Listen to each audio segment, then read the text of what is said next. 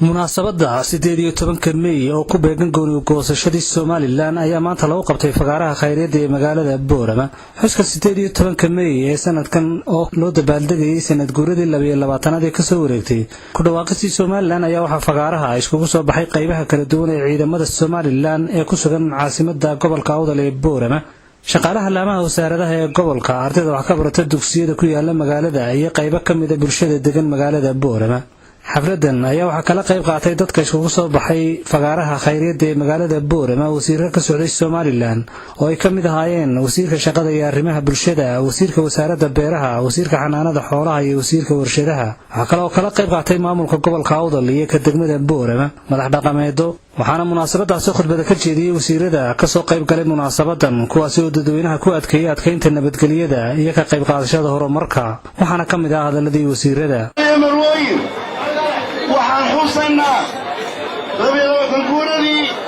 18 May mudanayaal iyo marwooyin waxaan idin sheegayaa labada shir ee qiimaha lahaa ee Somaliland taariikhda u gashay ee lagu qabtay Ingiriiska Jabin House iyo Turkiga Istanbul waxaa xubintii gobolka Awdal u qayb gashay shirkaasi uu keenay Somaliland guul buu keenay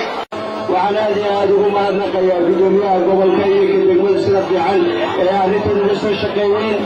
waxa reer Soomaaliya reer Boorama aad ugu mahadnaqaynaa sida ay soo baxeen iyo isku duubnaantooda anaka waxaan noo nasiibaa ilaa 22 sano oo ugu dambeeyay waan ka soo qayb galayay 18 May Ceergaabo Burco Hargeysa maanta waxaan arkay wali hore uma arag dabaaldega intaan kuma arag.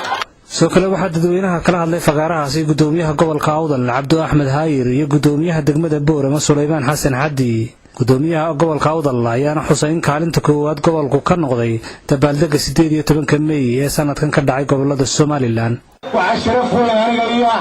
ka gudoomiyahan xafladii u horeysay ee 18 May sanad guuradii 22aad ee Boorama lagu qabto oo khalqa aan la koobi karayn ka soo qayb galay aad iyo aad bay sharaf iigu tahay idinkana waan ku karaamaynayaa waxaan leeyahay inoo gacmaha haysana ayaynu midnimada iyo horumarka gobolka iyo horumarka qaranka intaba ka wada shaqaynaynaa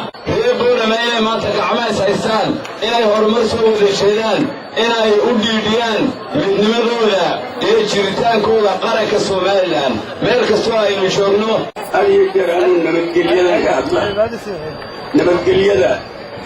waa lagu noolyahay dadka nabadgelyada naga xumaysan gees baan ka wadanaa. waxaa iyaguna daroonkooda cabiraya qaar ka mid ah dhalinyarada ku dhaqan magaalada Boorama iyo haweenka ururka Naaw sida ay ula muuqato abaabulka 18 May. Somaliland gaar ahaan gobolka Awdal aad baan soo dhaweynaa 18 May aad baan u faraxsanahay. dhalinyarada gobolka Awdal 18 May aad baan soo dhaweynaa waan ugu faraxsanahay.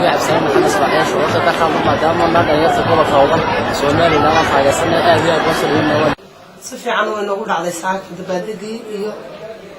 18 May maalmahan oo dhan aan ku jirnaa hawsheed waxaan leeyahay dadka buuqa wada wixii aad tabaysiin si yaro waxaad u raadsatiin nidaam leh miiska soo oo hala doonto ninkii de wax tabaya wax ka maqan yihiin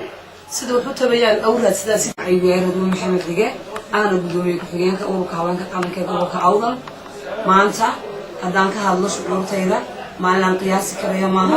waa maalin aad iyo aad ugu faraxsanahay iyadoo dhammaan ummadda reer Somaliland oo dhan ay la faraxsan tahay waa maalin ku weyn dadka reer Boorame iyo dadka reer Somaliland waxaan u sheegayaa shacabka reer Boorame maanta waxaynu haysanaa dawlad inoo dhagan nugul oo diyaar u ah miiska wada hadalka waxaa tabataan miiska la saarayo odayaal baynu leenahay sharaf badan wax garad baynu leenahay aqoonyahan baynu leenahay wixii aan tabanayno iyaga inoo dhameynaya. si kastaba ahaatee munaasabadan ayaa ku soo gabagabowday si nabadgelyo ah waxaana meesha ka baxay cabsi laga qabay inay dhacaan rabshado lagaga soo horjeedo munaasabadan oo maalmahan dadweynaha ku nool Boorama ay hadal hayeen. waxba kama jiraan Soomaa been ma la sheegayaa gobolka Awdal iyo la ceebaynin waxana socda hadday wax jirjiraanna hal inaga daayo waad mahadsantihiin. si kastaba ha ahaatee munaasabadan ayaa kusoo gabagabowday si nabadgelyo ah waxaana meesha ka baxay cabsi laga qabay inay dhacaan rabshado lagaga soo horjeedo munaasabadan oo maalmahan dadweynaha ku nool Boorama ay hadal hayeen waxaana xalay iyo maantaba si weyn loo adkeeyay ammaanka magaalada Boorama ciidamada ammaanka ayaana gaafureegay dariiqyada magaalada Boorama Hashim Sheekh Umar Good Somalisat TV Boorama aan ku wareejiyo Cabdiqani Goox oo la saanood ku sugan